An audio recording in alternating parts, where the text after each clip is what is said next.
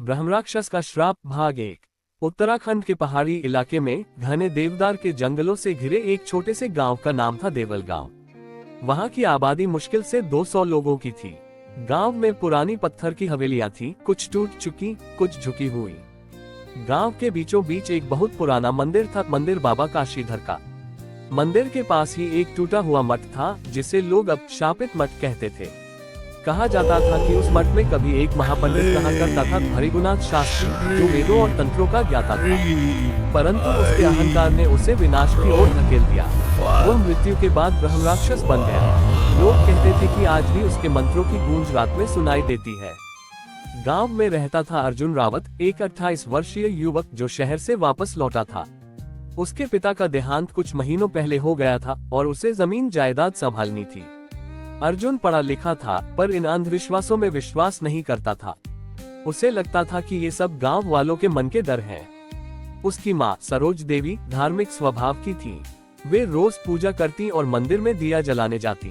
उन्होंने अर्जुन को चेताया था, बेटा उस शापित मठ के पास मत जाना, वहाँ ब्रह्मराक्षस का साया है। अर्जुन मुस्कुरा कर कहता, अम्मा ये सब पुरानी बातें हैं, आजकल कौन से भूत प्रेत होते हैं। लेकिन उस हंसी के पीछे उसे थोड़ा संदेह भी था, क्योंकि रात में जब हवा चलती तो उस मठ की तरफ से अजीब आवाजें आती, जैसे कोई शंख फूंक रहा हो या कोई संस्कृत में मंत्र बुदा रहा हो। पहली घटना, एक रात जब बिजली चली गई थी, अर्जुन अपने घर की छत पर बैठा था। आसमान में बादल थे और दूर से हल्की गरज सुनाई दे रही थी। अचानक उसे मठ की दिशा से रोशनी की एक झिलमिल दिखाई दी, जैसे किसी ने दिया जलाया हो। वह उठकर देखने लगा। पहाड़ की ढलान पर वह मठ साफ दिखाई दे रहा था। अंधेरे में भी उसका ढांचा डर पैदा करता था। अर्जुन ने सोचा, देखा तो जाए, आखिर वहाँ है क्या। अगले दिन उसने अपने दोस्त कमल और देव से कहा, आज रात चलते हैं मठ देखने। देखता हूँ वहाँ भूत नहीं कोई आदमी होगा। कमल ने डरते हुए कहा, पागल है क्या, लोग कहते हैं वहाँ जाने वाला वापस नहीं आता। पर देव ने हंसकर कहा, चल, अगर अर्जुन जा रहा है तो मैं भी चलता हूँ। रात का मठ। तीनों रात के 9 बजे निकल पड़े। रास्ता जंगल से होकर जाता था, काई लगे पत्थरों पर फिसलन और चारों ओर सन्नाटा। जैसे ही वे मठ के पास पहुंचे, ठंडी हवा चलने लगी। मठ का दरवाजा टूटा हुआ था, अंदर अंधेरा था। अर्जुन ने टॉर्च जलाई, दीवारों पर पुराने संस्कृत श्लोक उकेरे हुए थे। बीच में टूटा हुआ आसन पड़ा था और उसके चारों ओर राख के धब्बे थे। अचानक हवा के झोंके से टॉर्च बुझ गई। कमल बोला, चलो अब बहुत हुआ। लेकिन अर्जुन आगे बढ़ा। उसने देखा मठ के कोने में एक पीतल का कलश रखा था, जिसके अंदर कुछ जल जैसा चमक रहा था। वह झुककर देखने लगा, तभी पीछे से एक फुसफुसाहट हुई, तंत्रेण मम आवाहन। अर्जुन ने पलटकर देखा, कोई नहीं था, पर हवा में अगरबत्ती जैसी गंध थी और माहौल अचानक बहुत भारी हो गया था। देव बोला, ये कैसी बोली थी। अर्जुन बोला, संस्कृत लग रही थी। तभी अचानक दीवार पर लगी राख हिलने लगी, जैसे किसी ने उसे फूंक मारी हो। दीवार पर लिखा श्लोक चमक उठा, यह ब्रह्मणः अपमान करोति स ब्रह्मराक्षस भावेत।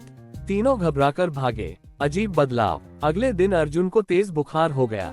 वो बड़बड़ाने लगा, मंत्र अधूरा रह गया, पूरा करना होगा। सरोज देवी डर गईं। उन्होंने पंडित हरिनाथ को बुलाया। उन्होंने पूजा की, फिर कहा, ये साधारण बुखार नहीं है, लगता है मठ की किसी शक्ति ने इसे छू लिया है।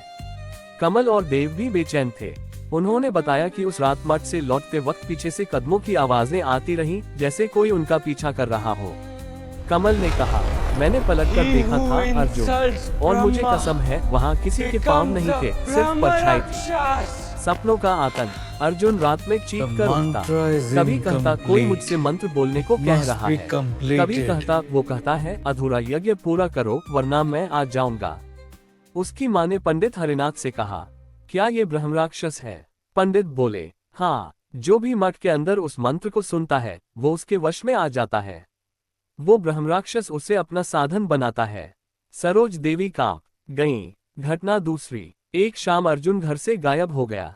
सबने खोजा, पर वह कहीं नहीं मिला। रात के करीब 12 बजे देव ने मठ की दिशा से ढोल जैसी आवाजें सुनी। धूप धूप। वह डर के मारे घर से बाहर नहीं निकला। सुबह गांव वालों ने देखा, मंदिर के सामने मिट्टी पर त्रिभुजाकार यज्ञ की रेखाएं खींची थीं और बीच में राख से बना चेहरा था। वह चेहरा मुस्कुरा रहा था और ठीक उसी के बगल में अर्जुन बैठा मिला।